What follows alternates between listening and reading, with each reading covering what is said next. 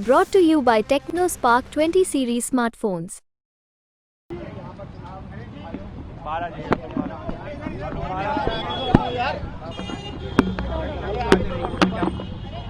चुनाव आयोग को आपने क्या बताया?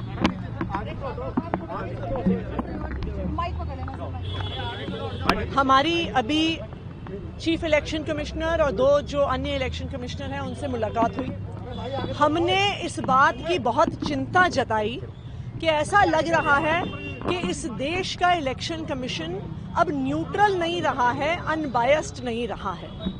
आज आम आदमी पार्टी को इलेक्शन कमीशन से समय मिला। एक महीने बाद हम 22 मार्च से लगातार अलग अलग मुद्दों पे इलेक्शन कमीशन से समय मांग रहे थे। आज जाके एक महीने बाद हमें समय मिला। जो दूसरी हमने चिंता जताई कि जब भारतीय जनता पार्टी कंप्लेंट करती है, कोई शिकायत करती है, तो तुरंत नोटिस आम आदमी पार्टी को दिए जाते हैं, विपक्षी पार्टियों को दिए जाते हैं। लेकिन हम एक महीने से भारतीय जनता पार्टी के कंटेंट पर ऑब्जेक्शन कर रहे हैं, कोई एक्शन नहीं हुआ है। आम आदमी पार्टी अपना कैंपेन सॉन्ग रिलीज करती है तो तुरंत हमें ऑब्जेक्शन आ जाते हैं, तुरंत उस गाने को बैन कर दिया जाता है। जब ईडी और सीबीआई चुनाव से पहले अरविंद केजरीवाल को गिरफ्तार करते हैं, इलेक्शन कमीशन उस पर सवाल नहीं उठाता। लेकिन जब हम उनकी गिरफ्तारी पे कैंपेन सॉन्ग बनाते हैं तो इलेक्शन कमीशन को उस पर ऑब्जेक्शन है। हम तो बस यही चाहते हैं कि इलेक्शन कमीशन न्यूट्रल रहे, बायपार्टिजान रहे। जो आज इलेक्शन कमिश्नर्स हैं ये टीएन शेषन जी के उत्तराधिकारी हैं। जिस तरह टीएन शेषन जी ऊंचाइयों पे फ्री एंड फेयर इलेक्शंस को लेके गए, हमें इस बात की चिंता है कि आज की इलेक्शन कमीशन को इस बात के लिए ना याद रखा जाए कि उनके टेन्योर के दौरान फ्री एंड फेयर इलेक्शंस नहीं हुए और देश तानाशाही की तरफ बढ़ा। देखिए, आज तीनों इलेक्शन कमिश्नर साहब सामने बैठे थे। हमने बहुत पॉइंटेड बात उनसे पूछी। हमने कहा कि सर, पूरी दिल्ली में करीब एक महीने से भारतीय जनता पार्टी द्वारा ऑब्जेक्शनेबल भद्दे होर्डिंग लगाए गए हैं और विपक्षी नेताओं को चित्र द्वारा गलत तरीके से दिखाया गया है।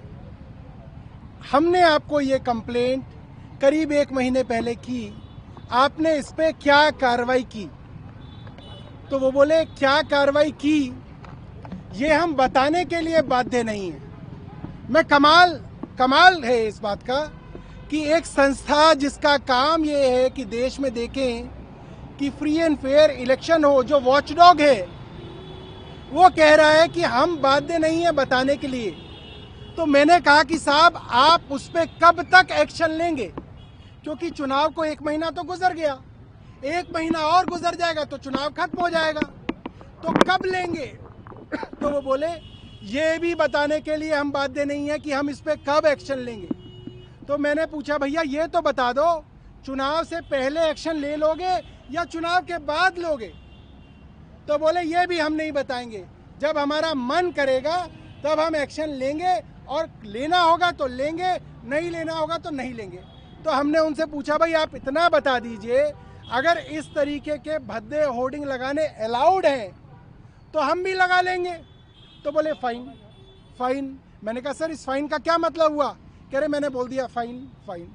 मैं हैरान हूँ और मैं चाहूँगा अगर इलेक्शन कमीशन इस तरीके की सीसीटीवी रिकॉर्डिंग करता हो तो वो पूरे देश को दिखाएं कि किस तरीके से इलेक्शन कमीशन साफ कंप्लेंट्स पे भी एक्शन लेने के लिए तैयार नहीं है, कब एक्शन लेंगे ये बताने के लिए तैयार नहीं है।